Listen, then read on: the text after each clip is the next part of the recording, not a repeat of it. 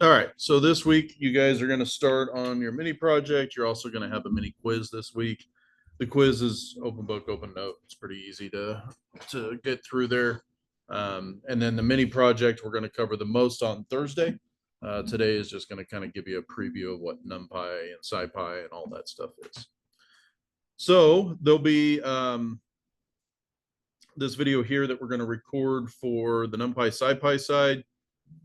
If we take a look at this link, it's going to kind of give you the description of what Numpy and SciPy is all about. So they say they're two most important libraries in Python. It's really what you're going to do for a lot of languages and dealing with numbers. You have the basic math stuff that you guys remember from INF601, right? Add, subtract, multiply, modulus, etc. But when you really want to deal with homogeneous arrays or dealing with statistical data, numerical data, etc., that's when you're going to use that. So NumPy stands for numerical Python, while SciPy stands for scientific Python. Both of their functions are written within the Python language. As to which one you use for what, NumPy is going to be for homogeneous array operations. For example, we're going to use it for manipulation of elements within the numerical array. NumPy is also going to be for extended functionality to work with Python itself. SciPy is mostly used for the scientific library. It consists of a variety of subpackages and hence has a collection of different functions associated with it. So functionally, the big things is that all numerical code resides within SciPy. SciPy is like an extension of NumPy, right? So if I need to do the logarithmic algorithm of calculating something going all the way through, that's going to be NumPy, right? If I need to build out a bunch of that to do mathematical computations, I may need to use a combination of SciPy and NumPy to do those very long, hard calculations going all the way through. Okay. The idea is that we're mostly dealing with NumPy arrays, right? And that's really what this whole week is going to be about. So if we go to the NumPy documentation, we're going to end up using what's called an ND array object, all right? And this encapsulates the n-dimensional array of homogeneous data types. We're getting super scientific here. I'm going to back it down a notch and just keep it Python level. So the idea is that NumPy has a fixed size array at creation, and unlike Python lists, which can grow dynamically, changing the size of an ND array will actually create a whole new array and delete the original. All right. Elements of a NumPy array are all required to be of the same data type and thus the same size in memory. The exception is once one can have arrays of Python, including NumPy objects inside of that. Okay. So this is a typical list that you guys are used to, right? Something like C equals is empty list. For I in the range, go ahead and append that. We can put that stuff in there, right? In C, we're going to see that something like this, right? If you're running in C language. And this is all going to save all the different columns and rows and everything that you're going to do. If we want to create a two-dimensional array in which this number correlates with this number, you're going to see something like this on here, right? NumPy arrays there. So NumPy is much more fast. It's really used for the array side of it when we pull statistical information out or we want to store a bunch of data. You can think of it like a list of lists as it goes through when it has multiple axes or has a bunch of different arrays going inside of there. Okay. So here's a good example. Import NumPy as NP. This is going to be important on your homework assignments when I say make sure you do your imports correctly. That's because everything wants you to import NumPy as NP. So if you look at examples on the internet, they're going to say NP dot something. If you just import NumPy, it doesn't know what NP is, right? You have to say import NumPy as NP. What that is instead of you having to type NP here, you could type NumPy, but this is just calling it a different language for shorthand. Okay. Most of that's historical reasons. So if we say np.arrange15.reshape 3x5, this 3x5 is going to tell us the shape and size of what this array should be, meaning that we will have 3 individual lists. They will each have 5 components inside that list, and we're going to count from 0 to 15. That kind of makes sense? So our shape is 3 to 5, meaning we have 3 rows and 5 columns of data. All right. The end dimension is going to say 2. The D type is going to be integer 64-bit. So these numbers are integers of 64-bit size. Item size is going to give us 8. All right. A size is 15, which is the total amount that comes through there. All right.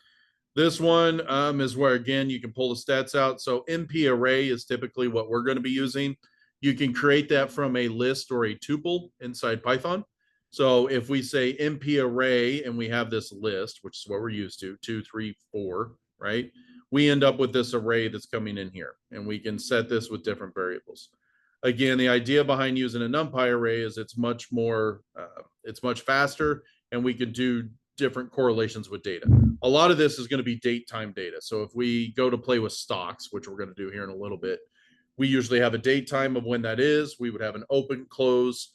We would have high. We would have low. We would have all this information about one entry inside of our time. Okay. To print arrays and such, you can just print the whole array and it will print it on screen like that.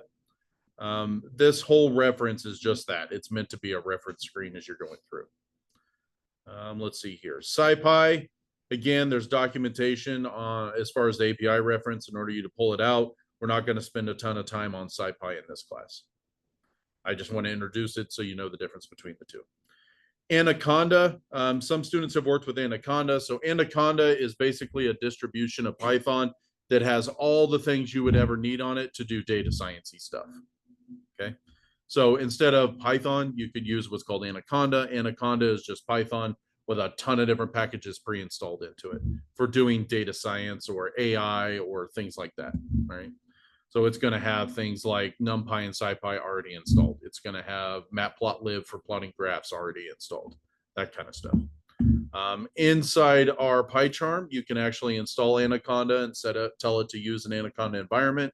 We're not going to do that in this class. We're just going to use simple Python. But I introduced this for a lot of the computer science majors that are taking this class. If you guys are doing a very data-heavy science final project, you may want to use things like Anaconda because it's got everything built in. Okay. Matplotlib, this is what we will use for calculating graphs and actually building charts and other stuff. We'll get into more detail on that when we actually start plotting them out. The Y-Finance API, this gets you a link to the API on how to use Y-Finance, and we're going to be using this as a package to download financial data and kind of manipulate it, play with it a little bit. And then you have your quiz going through there. So if we take an overlook at our mini project for this week, you'll be using this project using the Numpy package and the Matplot package in order to create 5 graphs that will output as PNG files, right? You'll have to set up your initial comments. You're going to have to import the proper packages, use an API of your choice. In this case, we're going to use Y-Finance. Collect the closing price of 5 of your favorite stock tickers for the last 10 trading days. All right. Now, last 10 trading days does not mean the last 10 days, right? Stock market isn't open on Saturday, Sunday, and it's also not open if there was any recent holidays. So where would we run into issues if we asked for the last 10 days of today? Right. So Saturday, Sunday is not going to count. Monday of last week, Labor Day, isn't going to count. So we would have to adjust our 10 days back when we go to count those out.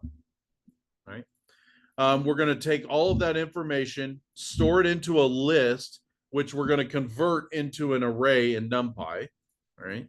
Then we're going to plot those 5 graphs. You can add as much information to the graphs as you want, and you can see the documentation in there.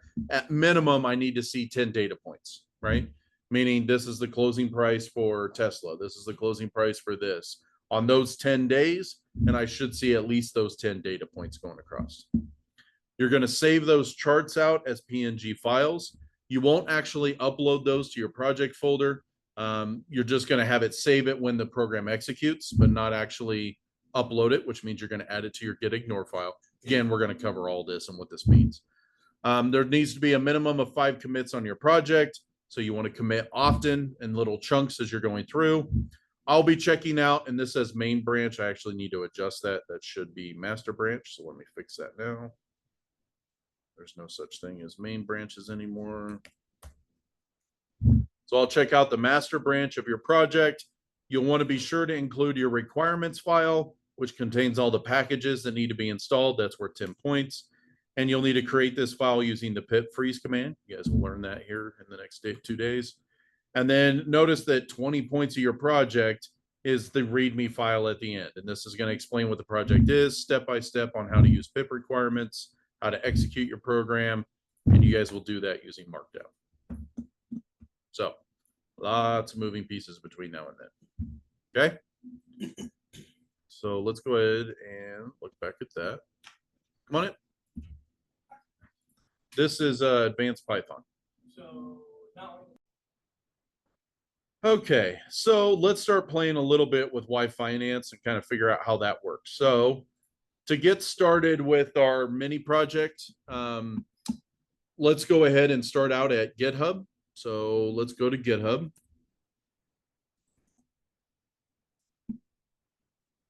All right. And so for you guys, we need to create a mini project that kind of goes through there. I need to actually go delete some old ones. So give me a chance to do this real quick. I'm going to pause the recording. Okay, I changed my mind. I'm just going to add some extra stuff to it, but you guys will have the same concept. To start out for this new mini project, you guys are going to hit new, right? Once you're logged in, then you're going to come to the repository name. I need you to have it in that format that we had listed out here on Blackboard. So if you come back down here and scroll down, you will see something like this one here. So let's pull that out. I had initials. Actually, I need to change that. So we need to make sure that this says Jason Zeller instead of JZ. Okay. So mini project 2 and then your name. In this case, I'm going to set this to mini project 1, right? Because that's what we're doing here. And then I also, because I already have examples of this, I'm going to just set this to F 2024. You guys don't need to do that part. Okay. So let me grab this example. I'm going to go ahead and update Blackboard real quick since I'm here.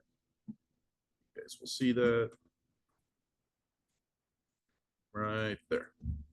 All right. In this mini project, you don't need to necessarily set a description. We do need to make sure this is set to public. You guys can go ahead and add a README. This is just going to set up a very basic README. And then down here in the add get ignore, we want to set this to Python because that's what we're using here. So let's do Python. On the license, when you guys set up your projects on GitHub, you can set them to a specific license. And these licenses are going to depend on what you're doing with your project. So most of the time when you're dealing with stuff on the internet, it's open source, right? Well, open source means a lot of things. There's a lot of different licenses that are available. So if we click on look at licenses, you're going to see things from Apache to complete open source, Creative Commons, MIT, GNU Public 3. Each one of these licenses means what you can and can't do with somebody else's code. So you may be able to use somebody's code. It's quote open source, but you must attribute the original author that's going through there. Some of them are saying, nope, it's free code. Take it, manipulate it, call it yours, whatever you want to do. I don't care. Some will say you can take it, manipulate it, but you can't use it for commercial purposes. All right. And the purposes of this class, none. We're not setting any licenses for our projects. Okay. If you guys are doing something you intend to sell later, we'll talk about it. I doubt that is anybody in this class. Okay.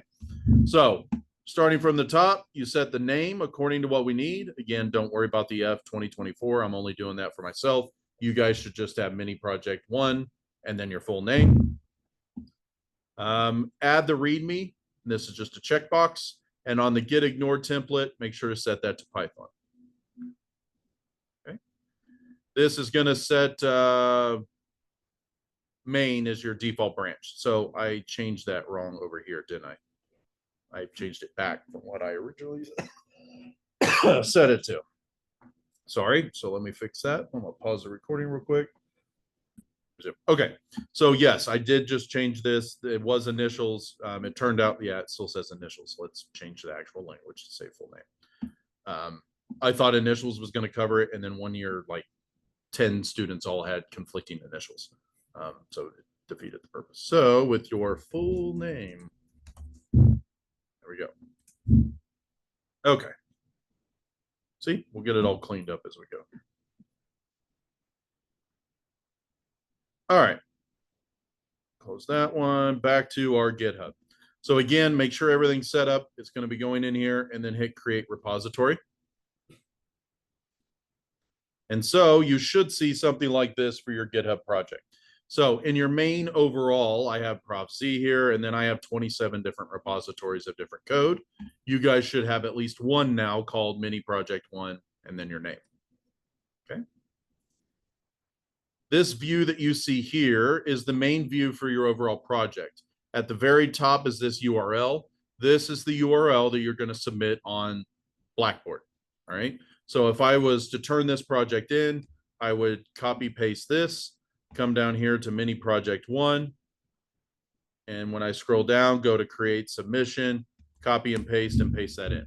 You do not actually paste your files into Blackboard. You just paste a link to your GitHub project.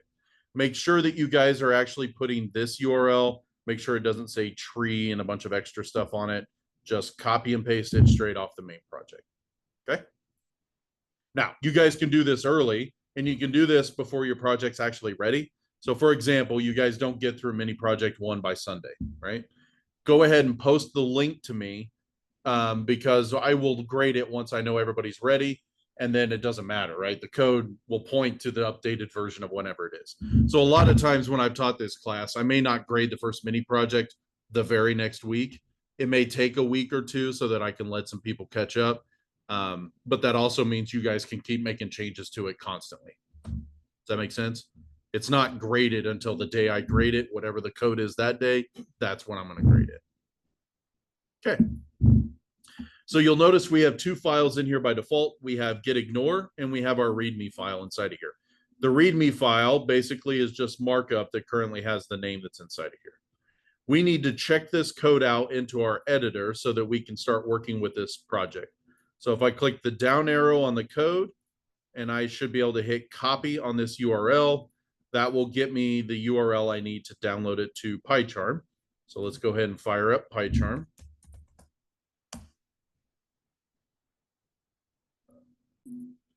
All right, so when you guys open up PyCharm, we want to click the button in the upper right that says get from VCS. And in this URL, we're going to copy and paste that project we just created. You have the ability to create it in PyCharm and then move it to GitHub. I recommend you strongly do not do that. I recommend you start in GitHub, then check it out to PyCharm. For whatever reason, we have lots of issues if you go the other direction. So start it in GitHub, pull it down to PyCharm. All right. When you pull this down, you stick this in here. Your directory is going to look good, and go ahead and hit clone. And you should already have your account set up inside of here. If you don't, it's going to pop up and ask for your credentials to check out this code. So you can go ahead and plug that in. Which brings us to this PyCharm interface here. And let me go ahead and change our appearance so that you guys can see that a little easier.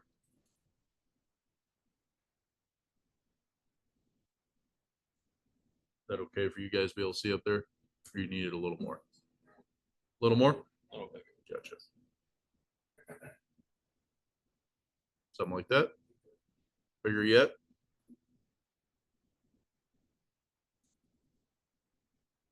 Oh, now it's going to start complaining at me. I'm doing the whole 200 thing.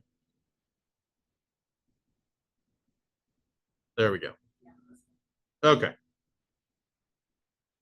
So now that we have this pulled up, over here again on the left-hand side, if you click on project, this is going to give us our folders. So for this project, we have two files currently. Let's move this over here a little bit. We have our gitignore file and we have our README file. As we add Python projects and files to this, it's going to expand our directory on the side. The first one it pulls up is the README. You'll notice there's a hashtag and then whatever's here. This language is called Markdown. That's why you have an MD file here. You guys will learn how to do that as it's written inside the labs. So right now we're just going to minimize this project. We'll go back to Blackboard. And inside Blackboard, go to Learning Modules. And you guys have this section here called GitHub Mini Projects, Tips and Tricks. We're going to go down to the README template. And we're going to go ahead and just copy everything inside that README template. So let's copy that. Go back into your PyCharm and paste it in there. Okay. And this is going to be the main template that you guys will use for your README stuff. So in this case, you obviously need to change the name up at the top to whatever your name is. In your project title, this is going to be something where we're going to give it a description here. So this would be like Miniproject 1. And we may not need all these different ones. You will say Miniproject 1. The best thing to put underneath of that is probably going to be something like from the assignment. So learning modules, we are at 4. And you could say this project is used to grab these files. You can literally just copy and paste this stuff in the right spot. So Miniproject 1, this project will be using the packages Numpy and matplotlib in order to create 5 graphs that output as PNG files. Okay. You could also use this as the description, so we can kind of take this section out. Matter of fact, let's just take that statement and put that here. I'm not particular on the order and how this looks. I just want it to look clean. Okay. So getting started, it's going to list the dependencies that are inside of there. It's also going to ask for the pip install instructions. So what we need to do here is get all the pip instructions and put that in here. To do code, you guys are going to need to run code that looks like this. So 3 backticks, some code, 3 backticks, right? This is going to format it so that when you actually type something in, it's like a command for you guys to type in. So in this case, it would be pip install -r requirements .text. Okay, that is the code that a user is going to type in order to install all of the packages required for your project. Okay. Once that works, then from here, we're going to tell them how to execute the program. If there's anything else they need to do, blah, blah, blah. We're not going to adjust any of this for now. We'll come back and fill it in as our project progresses. In this case, in this author section, you probably want to put yourself down here. If you guys use anybody else's code, make sure you attribute them correctly. If there's a version history, you guys could do this license. We're just going to take this code out. Don't really need it. Acknowledgements, you guys will be doing this if you use any kind of reference websites. So again, I'm okay with you using the internet now in this class. I'm okay with ChatGPT. All I need is that you to attribute that down below here. Okay. For ChatGPT, and we'll talk about that a little bit more when we get that far, I will just want the link to your chat log. Does that make sense? And we'll talk about what that looks like when we start playing with ChatGPT. Again, totally okay if you guys use it. I just want the link to your chat log is all. All right. So this looks good for now. We'll just save that file. Now, there is no file save or anything like that. When you're in PyCharm, it automatically saves right away. Okay. Notice that the file went blue over here on the left-hand side. That means that we made changes to that file compared to what is up at GitHub right now. Okay. We also need to make changes right away to our gitignore file. So let's double click that. In this gitignore file, these are all the files that GitHub, or in this case, Git, is going to ignore when we upload it up to the internet, right? And so these are things like package files, ENV files, which are our environment variables, any kind of scrapey stuff, anything dealing with Python that we don't want it to go up. In our case, we use PyCharm, right? So we have a folder in this called idea, and we do not want it to upload all of our project settings and everything else up into the real internet. Okay, so take the hashtag out before .idea at the very bottom. Notice that file went blue. And so now it will not send up all of our PyCharm settings. If you forget this, it's going to create a folder inside Git called .idea, and it's going to have all of your settings inside of PyCharm, which if you guys have credentials and everything else saved, you just blasted your credentials all over the internet. All right, that's the reason that we ignore these files. So we change this first 2 here. Let's go ahead and commit that change back to the project so that we know that we're starting with a good set. So let's go to Git. We're going to go to commit. Over here on the left-hand side, you're going to pull up the commit window. It does it automatically, and it's going to mark the 2 files that you changed. Okay. We're going to go down here to this section. This is where you should put comments that are relevant to what you did. So let's say setup starter README file and added PyCharm to .getignore. Okay. The more descriptive you are here, the better off you are. Now, you shouldn't write a novel, right? Because you shouldn't have changed that much in this particular change. It should be very little changes that you're doing inside your commits. The idea is this is my code at this instance. If you guys remember your midterm and final projects, you guys had version 1, version 2, version 3. You had tons of it, right? Because this one worked, this one didn't. And Git, we can revert back to the ones that worked and the ones that didn't. We don't have to have 14 copies of the same file. Git is going to take care of all that versioning for us. So like to do like 5 different commits or whatever to do that. You can go back to another third commit. one, can I like do the same way, like having to open this where you take the URL? Basically, is that how you? Kind of, yeah. Only you're going to pull the one specifically for that commit. Right. As a matter of fact, in here, you're going to tell it, I want to go to this particular commit as it goes through there. Normally, this is if you really blew something up or wanted to change back, or you made a bunch of changes and you don't want to actually change the head end. You just tell it to revert back to whatever's on GitHub, and it reverts right back to what was on GitHub.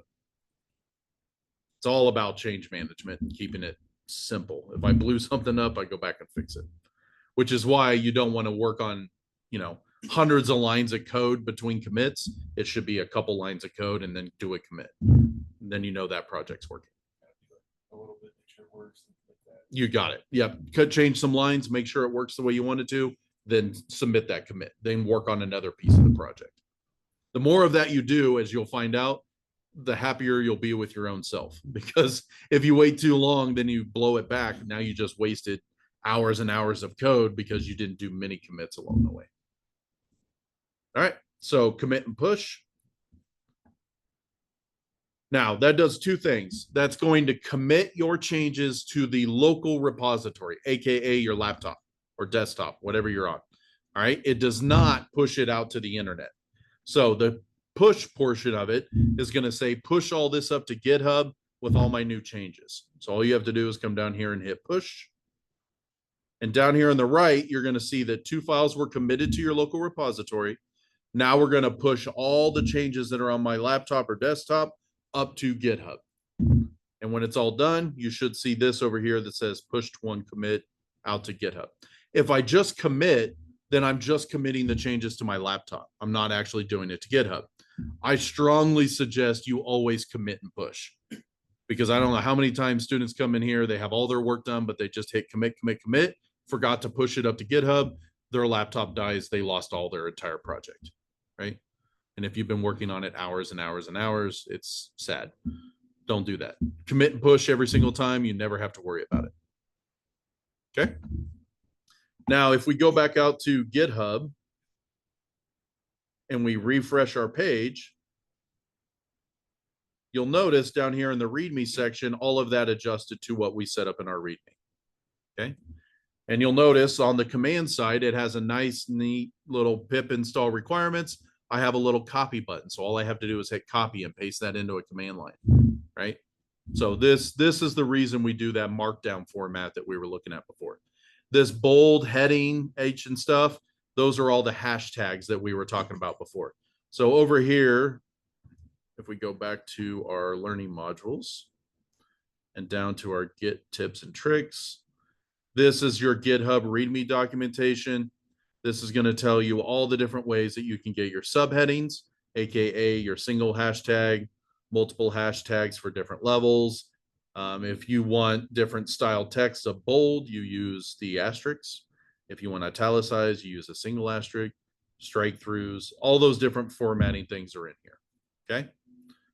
If you wanted to have color, you can go in and set the colors by setting the different hashtag stuff. Right.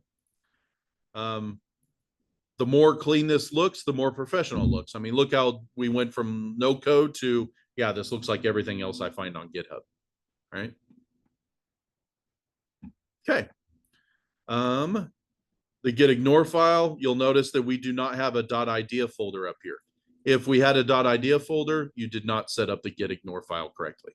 So what am I talking about? If we actually go out here to PyCharm, we go back to our project, and I look at this folder, C users, JL Zeller, Miniproject, blah, right? If I right click on this and go to open in Explorer, and we see my folder here, notice that there is a .idea folder. Now I don't see it here because it's hidden, right? That's the whole point of a .idea, is anything with a dot is ignored, or in this case hidden. But that folder exists along with all my settings for PyCharm. I don't want that to get submitted. So by adding that to the get ignore, it ignores that folder. This is important because as we do our pictures that we're about to talk about, you're going to put them in a folder that is then added to get ignore. So you are not submitting those photos up to GitHub. You should just be submitting your code, not the actual photos. All right, I covered a lot there. Anybody have any questions on getting a project stood up at this point? This is just the intro basics. Set it up on GitHub, download it here, pull everything in, immediately set up your README and immediately set up your get ignore. Your README doesn't need to be finished, just do the basics of this inside of here, then we'll work on everything else. Okay. Now we need to create a script that we're going to be working with on our side. So let's right click over here, do new Python file, and we're just going to call this main for the time being. All right.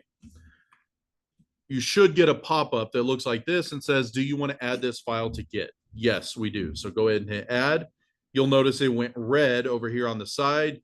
Now it's green. Red means that it's not being added to the repository. Green means this is a new file. We're going to add it to the repository when we commit.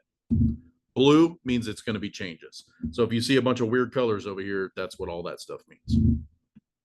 So in our new file, we're going to create a file to start playing with Y-Finance. All right. And if we go out to the Y-Finance page, which again is linked from Blackboard, we need to pip install this package in order to start playing with it. Right. So if you'll notice over here on this side, does this look kind of familiar? Quick start. It's got some code, tells you how to use it.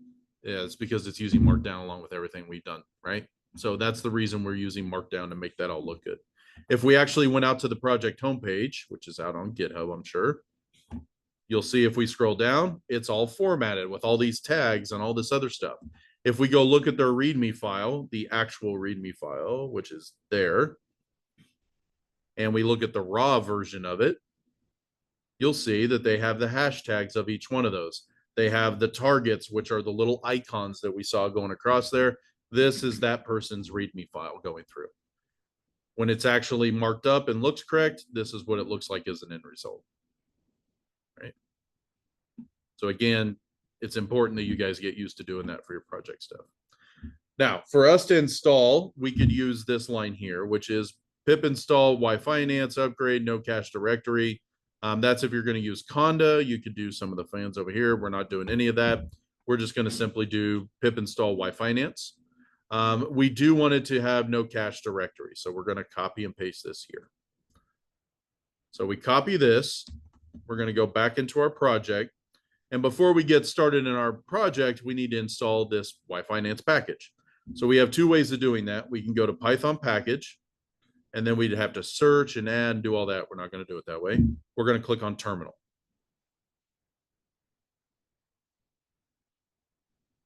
Now, when we click on terminal, what's one thing you notice in this terminal?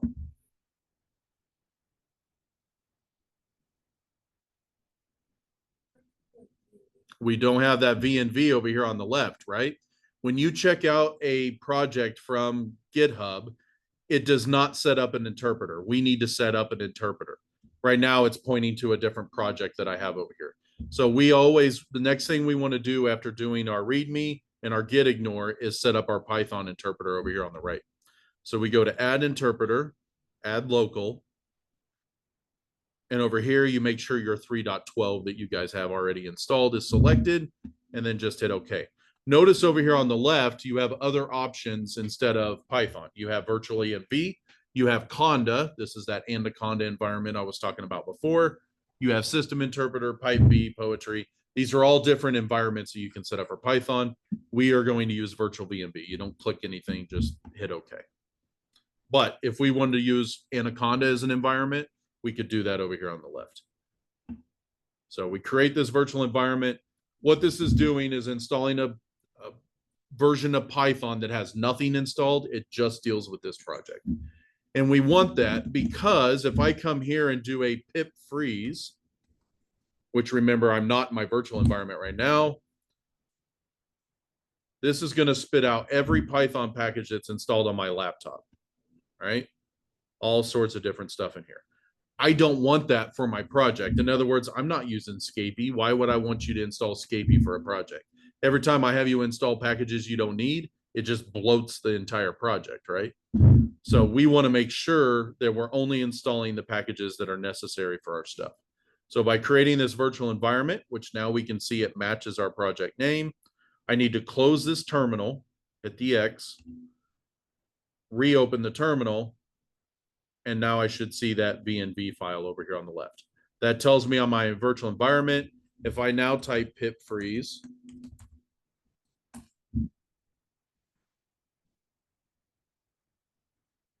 the only thing that comes back is nothing because I have no Python packages installed. If I click on my Python packages, you'll notice the only thing installed is pip itself. Okay, so we're going to install YFinance. Let's go in the terminal. We're going to paste that in here. And again, that's pip install YFinance -- upgrade -- no cache directory. The upgrade just makes sure that you're at the latest version. The no cache directory makes sure that you're not storing everything that's coming down from it, that you're doing new requests every time you pull it. So let's hit enter.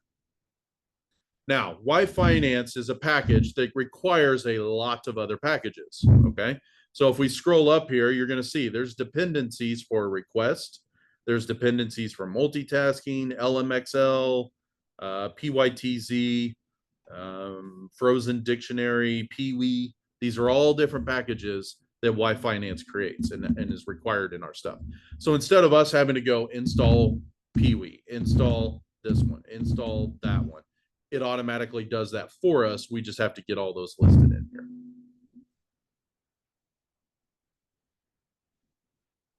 You'll notice this takes a little bit of time every time you go in and install these packages, right?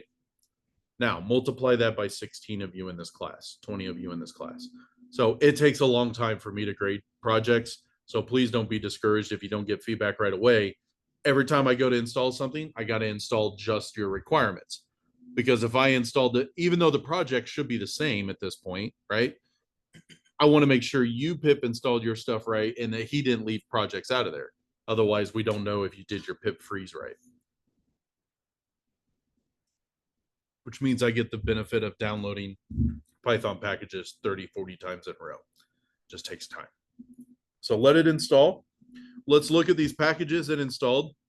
We have web encodings. This is used for formatting of strings. PYTZ is used for time zones inside of Python. Peewee, I'm not sure, multitasking. URL lib is going to be for dealing with URLs. TZ data is, again, time zone stuff. Notice Numpy is one of the packages we're going to be playing with. It is part of the YFinance side of it. We have requests. So this API is no different than us using the APIs that we used last week, right?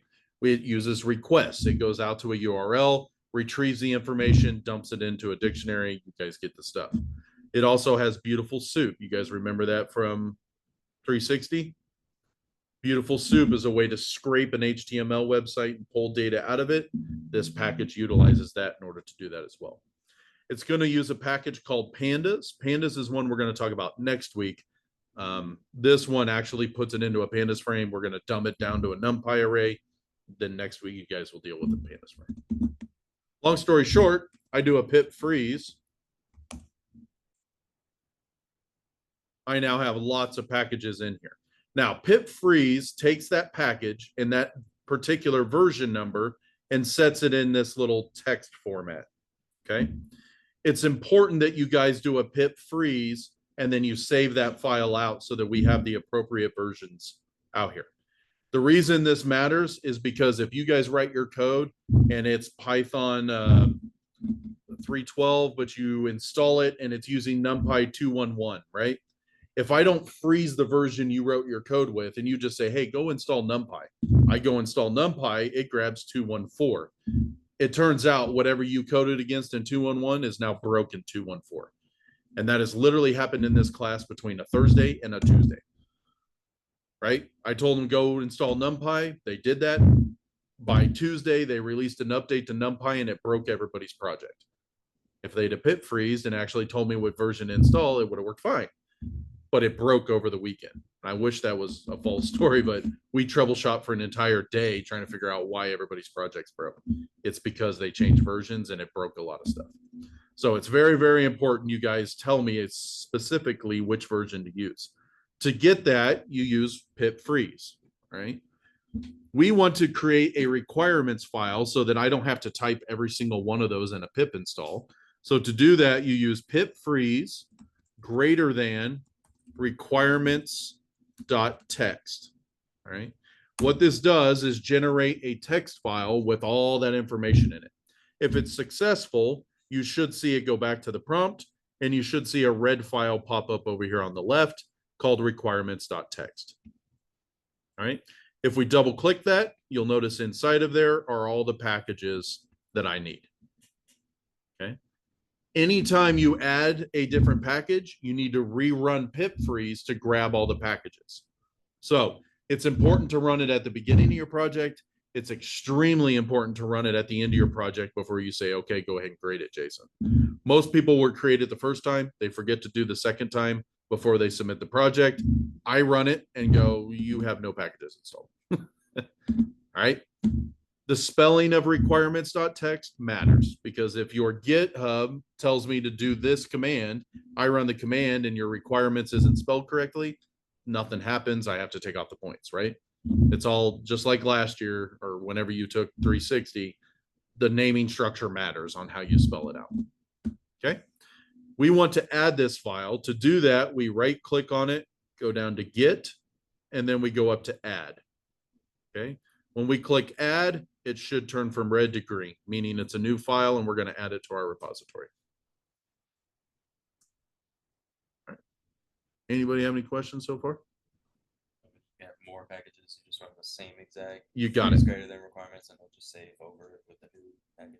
Yep. So say I want to pip install, I don't know, requirements, right? Or pip install requests, which is already installed, by the way. But say I install this, it changes the versions or whatever it does, then I would need to rerun pip freeze requirements to get the newest version. All right. And if it changed, this would go to blue, right? It didn't change because requirements was already at the current version. All right. Here we created our Git requirements and we created this main file that's inside of here. Let's go ahead at the top of our main, just put in our dummy text, meaning the initial comments, basically this stuff here. Like that. Let's put in the Jason Zeller part and Miniproject 1. This is good enough. Go ahead and do a commit. All right. Inside here, we want to say that we created the requirements file, and you can even tab complete some of that, and started our initial Python file.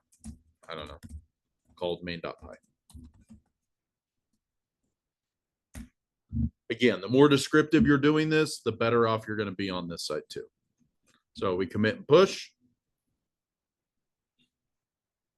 Push. And if all goes well, it will say we pushed over here to our origin.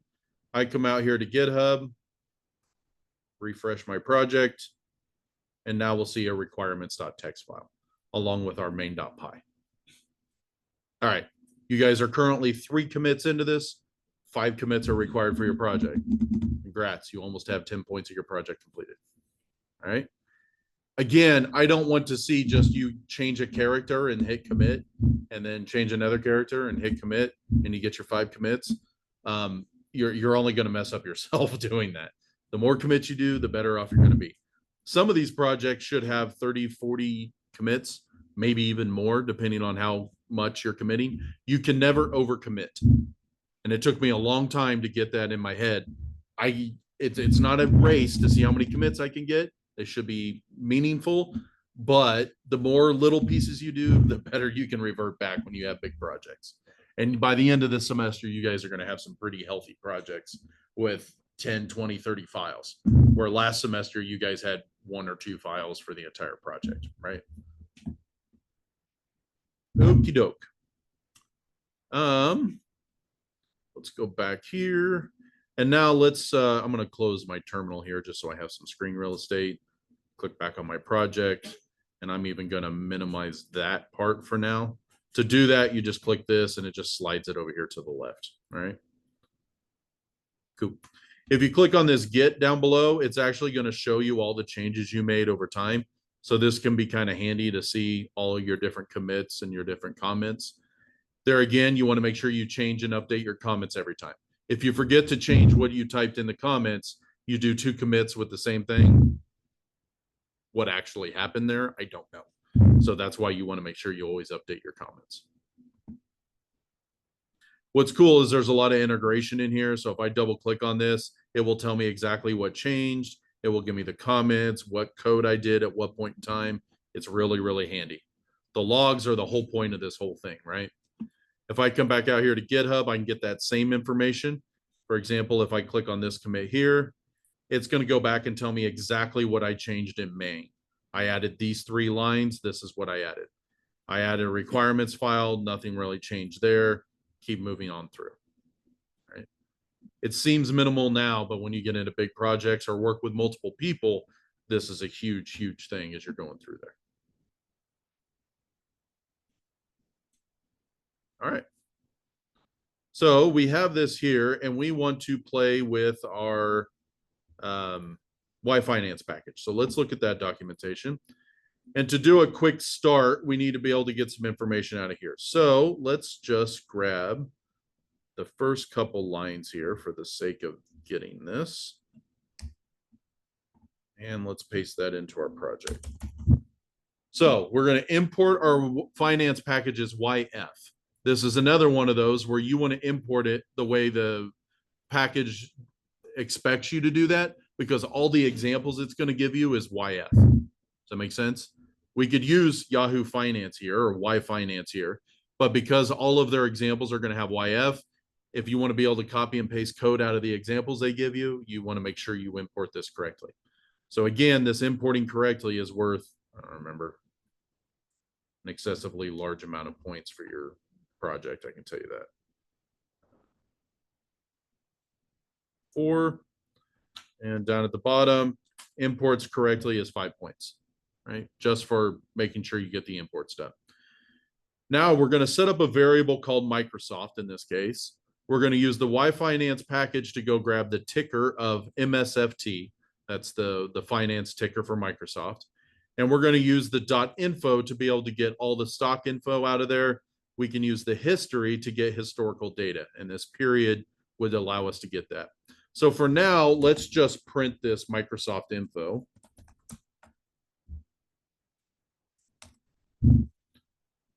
So let's go ahead and run. Now remember, this current file is going to run whichever file we're on, which is main.py. We just hit the play button and that will go ahead and execute it.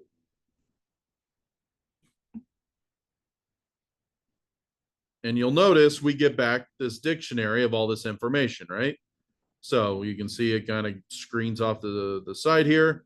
You guys remember playing with APIs. How can we actually see that better? Pretty print, right? So at the top, let's import our pretty print for the purposes of debugging our code here. And let's do pretty print .pprint. Let's go ahead and rerun this. You'll notice we get quite a bit of information here about Microsoft, right? So we can figure out what the 52-week change is, where the address of this company is, what's the average daily volume that they're getting through here. Lots of good information. Everything about all the officers, so exactly what their name is, who it is, their age, all sorts of information we want to get out about that stock, right? So the day high, the day low, the stock market in this class, what is it, 3 o'clock? It's 4 o'clock. 3 is closed, right? So you guys can come in here and be able to see what the current price is. We're currently at $412 for one piece of stock. The ratio, all the other information that's pretty cool about getting out of there. All right. So let's look at some other stuff. We may want to store some of that right now. We don't really care. We're just getting some stock info. Let's put a hashtag in front of that because we don't really need that right now. Let's look at our historical data. So hist is going to equal Microsoft's.history. This is just a method off of Microsoft. And we want to look for a period of 1 month. All right. And then let's pretty print history.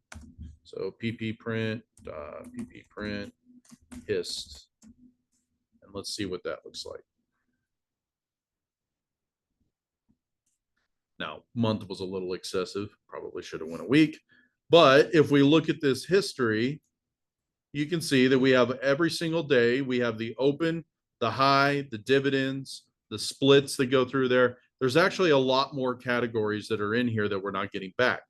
This view that you see here is a pandas data frame. Okay. There's certain information we want to pull back out of this pandas data frame. We're not going to learn pandas until next week, but we can pull out certain things that we need out of here. And we can treat it much like a dictionary or a list at this point. Okay. So say we want just 1 week. Let's change this to 1W. Now we can figure out if 1W is a legitimate thing by going out here to the documentation. We have this period of 1 month. You may want to get for a particular amount of time. So instead of history of 1 day, 1 month, for example, the homework wants you to get the last 10 trading days, right? Well, that means you may need to calculate those last 10 trading days, or maybe you want to pull out other stuff. You can see there's lots of different ways to pull this out. What we want for that particular section, we need to go to the wiki. And they don't have a wiki. Let's try that again. If I remember right, they just have detailed dependencies on each one. So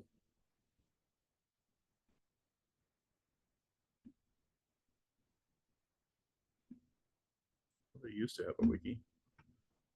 How did they do that? Wiki, discussions, projects.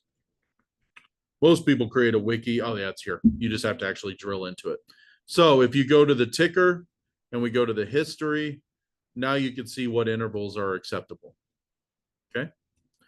So for that, we could do 1M, which is a max of 7 days within the last 30 days. These are all the valid variables that you could pass it in here. Right. So for us, we're going to want something like 10D, right? 10D is going to give us the last 10 days.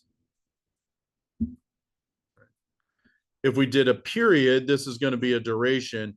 We could also set the start and stop if we wanted to. Those are all different variables, and we can use date timestamps or whatever we want to use in between. Okay. So let's do period of 10D for now. Let's start with that. That should get us back the last 10 days. So let's go ahead and run that code. Now, what day did Labor Day fall on?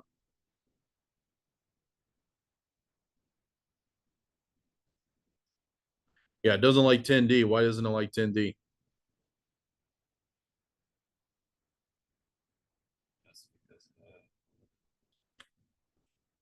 Well, we're using the word period, right? And period is a duration of what's going in there. We would want something more like either interval, period. 10D doesn't work. Why doesn't 10D work? Right, 5 days works, but 10D doesn't work, right? So we may have to use more of the start and stop because this is wanting a specific duration that's going through there.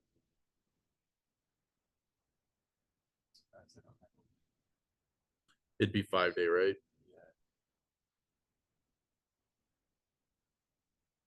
So even if we do 5 day, let's see what that looks like for the time being.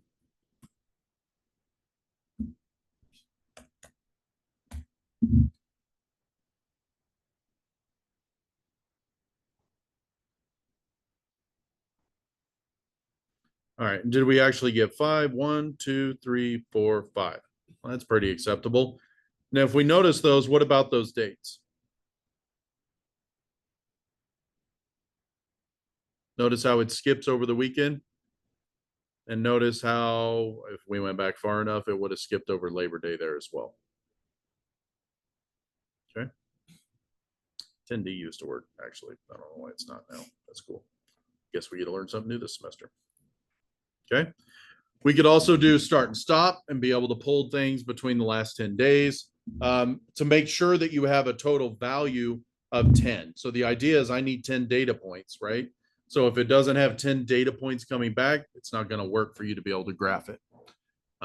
Means that you may have to go back further as long as you hit 10 data points. You could also go back how far? Say a month, right?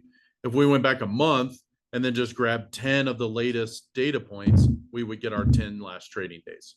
If that's the way it wants us to do it in the software, then that's the way we do it. So we'd hit 1M. That should give us back the last month's worth of trading.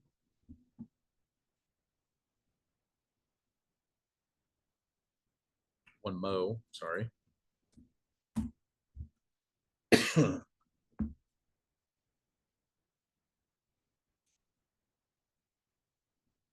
then we got the last month's worth of training data. Then we could trim it to go to the last 10 of those. Anybody remember how to trim?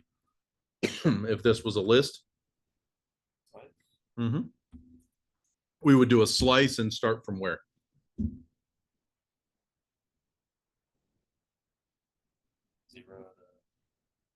Not zero. Zero in this case would be the furthest one back.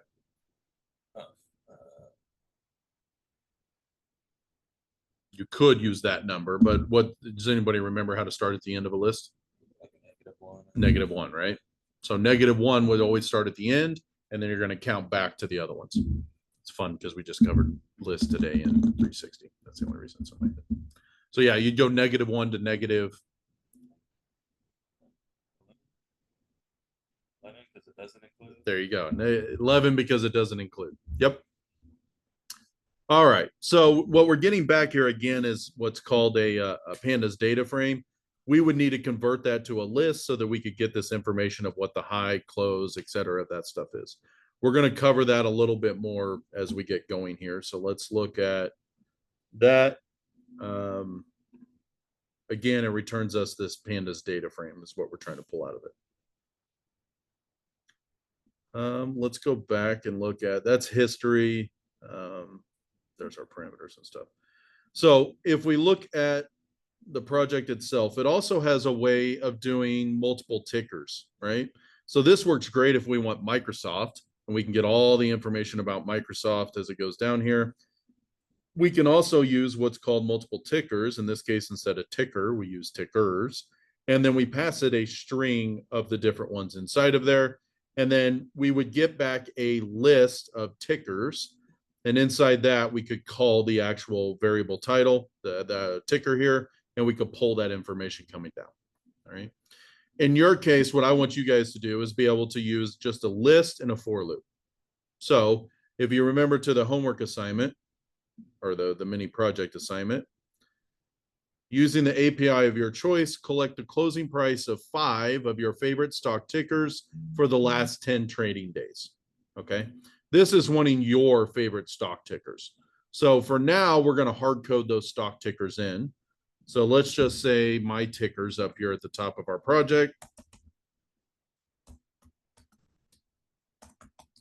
And we got an empty list, and then we want to start with our list. So what's some of your guys' favorite stock tickers? We're going to start with Microsoft because it's right here. Apple. So AAPO, if I recall. I think so.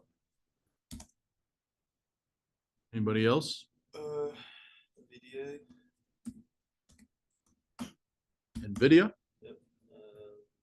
GME. Good old GME. Love it. Just because. AMC. There you go. All right. Not selling either one of them, but I have them. All right. So you guys can go choose whatever your stock tickers you want out here.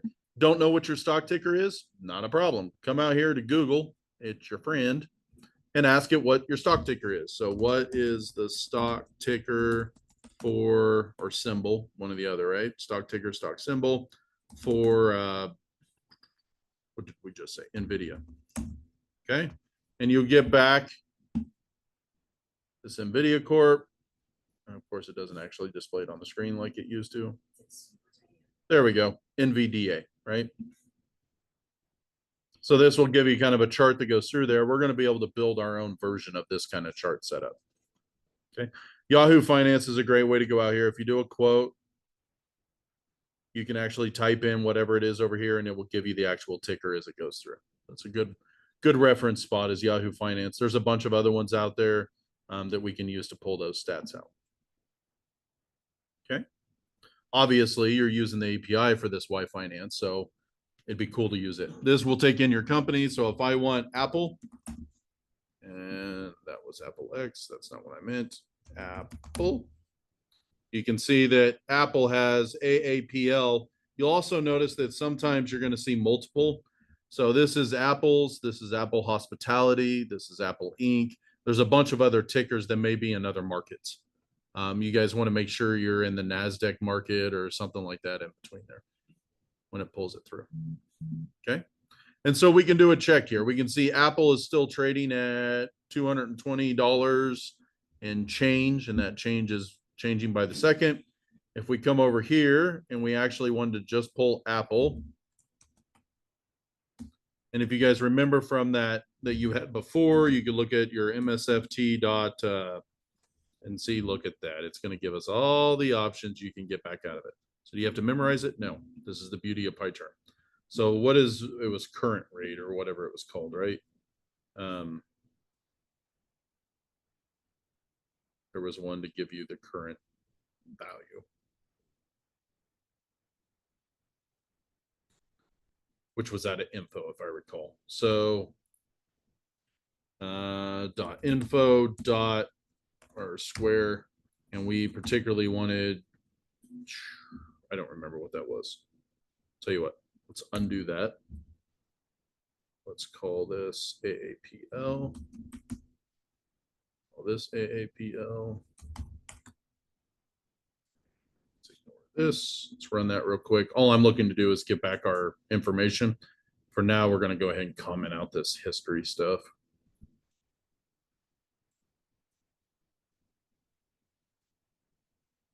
There we go. The ask, right? Ask would tell us what the current value is. So 224. And if we ran that again, we could probably get a different value.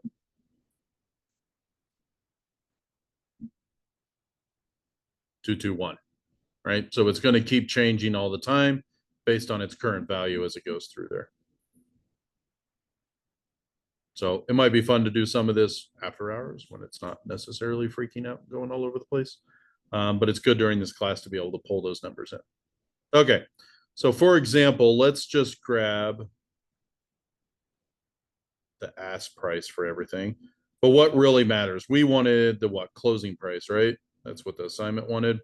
So we could look at that. It's not going to show that because the market's still going.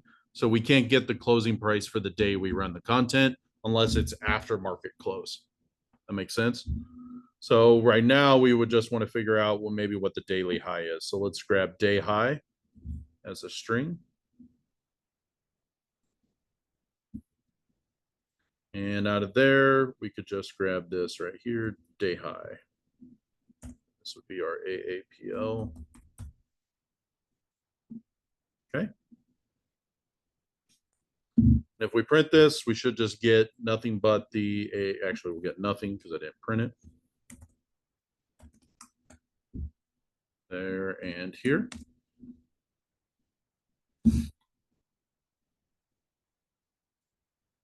There we go. We got the daily high as it came out. Okay. So let's, obviously, if we want to do this for each one of these, what do we need to do? For loop, right? Pretty simple. For ticker and my tickers. And then we simply tab this all over one. And we can just say result equals ticker. That's going to dump it in there. And then from there, we can just say result info. And it will go through and check each one of those. We might want to actually have that ticker so we have a clue as to what that ticker may be. So another one that we should have probably pulled was like ticker name out of there. We actually have ticker here. That'll work. So let's do a formatted string here. Format ticker colon, and then let's put in the ticker. And then daily high colon. Then we're going to plug this in, which is the result. Oops, there. Okay. So all we did was just a little formatted string that would give us the ticker, plug in the ticker in there. We grab the daily high from whatever came out of there and print that out. And if all goes well, we should get 5 results back of our tickers and the daily highs that are associated with them. Make sense? Now, if we wanted to clean that up, because that's not a great way of formatting that coming down, notice how if we only have 3 characters, everything kind of shifts. So what we could do is on this daily high, do a /t. And if you guys remember, /t does what? Tabs everything over, right? So everything matches up. There we go. Nice and clean. We can clearly look at our tickers and see where we're at for the daily highs. Now, if we wanted to sort our tickers alphabetically, does anybody remember how we could do that?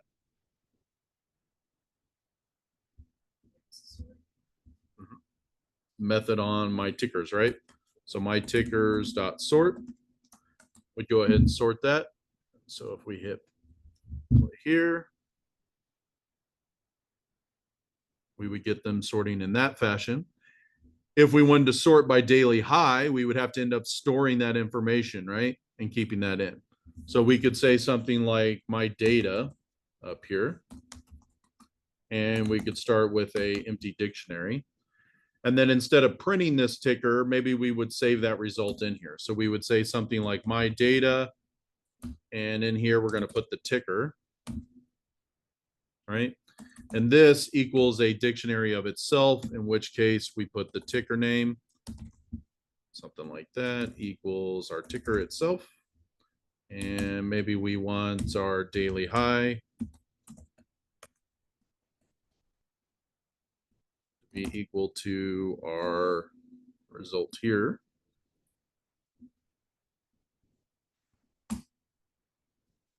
Sorry.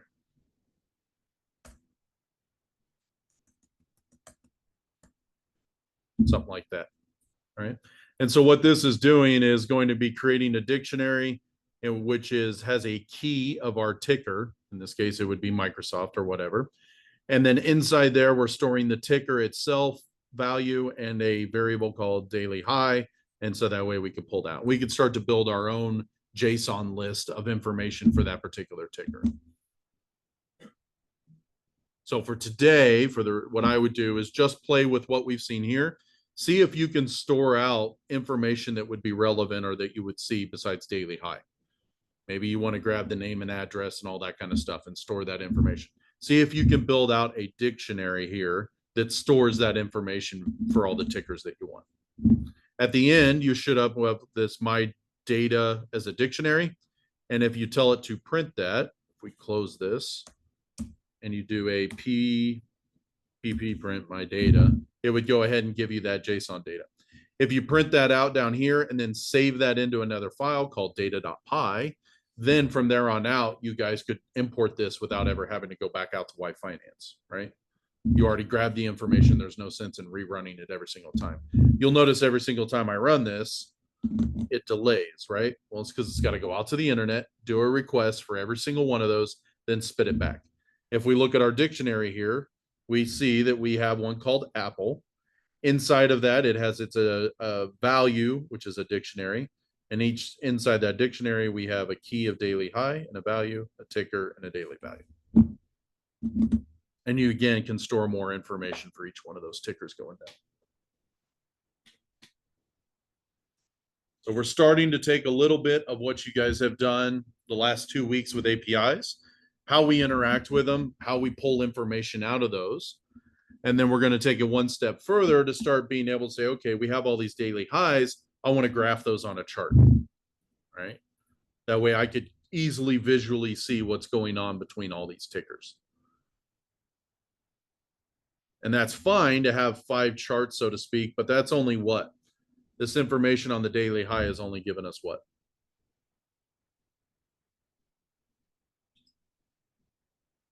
Just the daily high of today, right? We actually want to store over time. So when we want to actually play with this, we want to play with the history. And again, that's a pandas data frame, and we're going to learn a little bit how to extract that information out of there for now. So before you end for the day, I strongly suggest you come up here, do a commit. And this commit may be something like set up Y Finance to pull 5 tickers.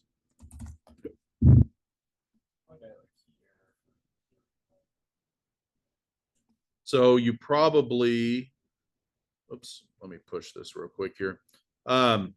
It's day high is actually what they call it over here. So we should probably change this over here to day high. That's a good idea. And of course, I just commit and push. So now I need to go in and do this. Say fix day high. And commit, push that out. Seems like a simple change. That's the whole point, right? You push it, commit it, go.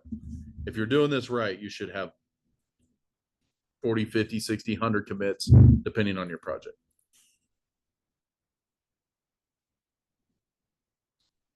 Any questions over GitHub, getting that going, and any questions over the start of this project thus far? I do encourage you to go out and poke around a little bit just so you get familiar with the Y Finance API. We're going to be playing with the history stuff on Thursday, and then we're going to start attacking all this other stuff like matplotlib and how to actually interact with this stuff. Are you guys okay in learning this way as opposed to me reading the textbook of what Numpy is and SciPy is? Yeah, it's not cool, right? Okay. Let's see. Angel, McKenzie, you guys have any questions? No, I'm fine. All right, you guys able to follow along okay? Yes. Great. All right. I'm going to go ahead and stop the recording.